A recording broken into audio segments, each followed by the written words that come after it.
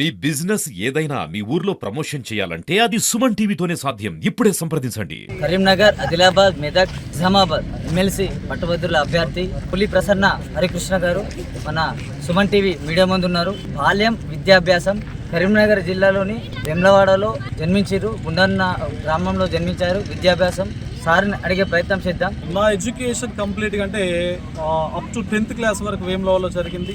Intermediate వరకు కూడా వేములవాడలో జరిగింది. Degree Karimnagar and PG Osmania university campus లోపల నేను చేశాను. బీఎడ్ కూడా మహబూబ్ నగర్లో చేసిన తర్వాత 2008 లోపల నేను జేఎల్ జూనియర్ లెక్చరర్ ఉద్యోగం సాధించి ఉమ్మడి ఆదిలాబాద్ జిల్లాకు సంబంధించిన ఇచ్చోడ ప్రభుత్వ జూనియర్ కాలేజ్లో ఫస్ట్ పోస్టింగ్ నా మొదటి ఉద్యోగ జీవితాన్ని నేను ప్రారంభించాను. మొన్నటి వరకు అనేక సోషల్ వెల్ఫేర్ జాబ్ మేళా నిర్వహించాడు. అదేవిధంగా నిర్మల్లో జాబ్ మేళా, అదేవిధంగా వేములవాడలో వినూత్న కార్యక్రమాలు, పిల్లలకు సంక్షేమ పథకాల విధంగా అనేక సౌకర్యాలను ముందుకెళ్తూ సోషల్ వెల్ఫేర్ సర్వీస్తో సార్ ముందుకు వస్తున్నాడు.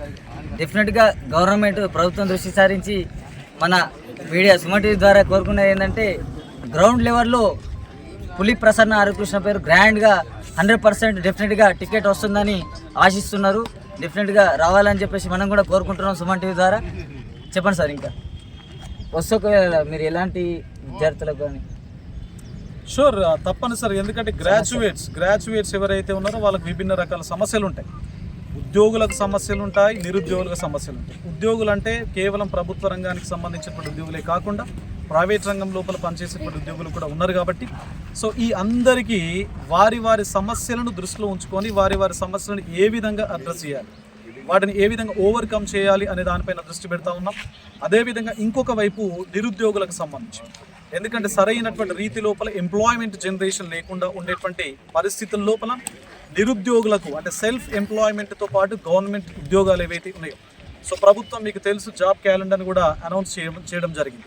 మరి జాబ్ క్యాలెండర్ లోపల ఏ ఉద్యోగాలు అయితే మెన్షన్ చేయడం జరిగిందో అవి సరైన రీతి లోపల నోటిఫికేషన్స్ ఇవ్వడం, ఎగ్జామ్స్ పెట్టడం, అదేవిధంగా రిజల్ట్స్ ఇవ్వడం, ఎలాంటి కోర్టు కేసులకు తావు లేకుండా, పేపర్ లీకేజీలకు తావు లేకుండా ఒక నాణ్యమైనటువంటి ప్రశ్నాపత్రం రూపకల్పన చేయడం లోపల టీజీపీఎస్సీ యొక్క రోల్ ఏదైతే ఉందో, సో వారికి మా వైపు నుంచి సలహాలు సూచనలు నిర్మాణాత్మకమైనటువంటి రీతి లోపల ఇవ్వడంతో పాటు ప్రతి నియోజకవర్గం లోపల స్కిల్ డెవలప్మెంట్ సెంటర్స్ అంటే నైపుణ్యాభివృద్ధి కేంద్రాలు, ఎందుకంటే ప్రపంచం ప్రస్తుతం 2 అంశాల చుట్టూ తిరుగుతూ ఉన్నది. ఒకటి కమ్యూనికేషన్, రెండవది స్కిల్ డెవలప్మెంట్. మరి ఈ రెండు ప్రతి వ్యక్తిని, ప్రతి గ్రాడ్యుయేట్ని వారి యొక్క జీవన గమనంలో ముందుకు తీసుకెళ్లేటువంటి కీలక పిల్లర్స్. కాబట్టి ఈ రెండింటికి కేంద్రాలైనటువంటి స్కిల్ డెవలప్మెంట్ సెంటర్స్ భవిష్యత్తు లోపల ప్రతి నియోజకవర్గానికి సంబంధించి ఏర్పాటు చేసేటువంటి ఉద్దేశంతో నేను ప్రభుత్వానికి తప్పనిసరిగా విజ్ఞప్తి చేస్తాను, ప్రభుత్వం దృష్టికి తీసుకెళ్తాను. ప్రభుత్వానికి ఒక డిఫరెంట్ ఆల్టర్నేటివ్స్ కూడా చూపించేటువంటి ప్రయత్నం నా వైపు నుంచి చేస్తాను. బీఆర్ఎస్ ప్రభుత్వంలో ఉన్నప్పుడు పేపర్ లీకేజ్ అనేది జరిగింది, దానిపైన మీ స్పందన ఏమిటి? ఇక్కడ ప్రభుత్వం అని కాదు, పేపర్ లీకేజీని చూస్తాను నేను. పేపర్ లీకేజీ వల్ల నిరుద్యోగుల యొక్క మనస్తత్వం చాలా డిఫరెంట్గా ఉంటుంది. ఎందుకంటే పాపం వాళ్ళు కొన్ని సంవత్సరాల నుంచి కష్టపడతా ఉంటారు. ఇంట్లోపల డబ్బులు లేకున్నా కూడా జిల్లా కేంద్రాల్లోనో లేకపోతే హైదరాబాద్లోనో రూములు రెంట్కు తీసుకొని కోచింగ్ సెంటర్స్ లోపల జాయిన్ అయిపోయి చాలా కసితో, పట్టుదలతో, ఆత్మవిశ్వాసంతో చదువుతున్నటువంటి ఒక ఆస్పిరెంట్ ఒకేసారి పేపర్ లీకేజ్ అయినప్పుడు ఎగ్జామ్ పోస్ట్పోన్ అవుతుంది. అప్పటి వరకు కష్టం అనేది బూడిదలో పోసినటువంటి పన్నీర్ అవుతూ ఉంటుంది.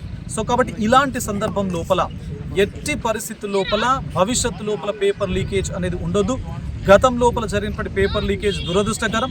సో అలాంటి లీకేజీస్ కనుక లేకపోతే ఎవరైతే నిరుద్యోగులు ఉన్నారో వాళ్ళు కాన్ఫిడెన్స్ కోల్పోకుండా అదే టెంపోతో, అదే పేస్తో వాళ్ళ యొక్క ప్రిపరేషన్తో ముందుకు వెళ్ళి ఉద్యోగాలు సాధించే అవకాశం ఉంది.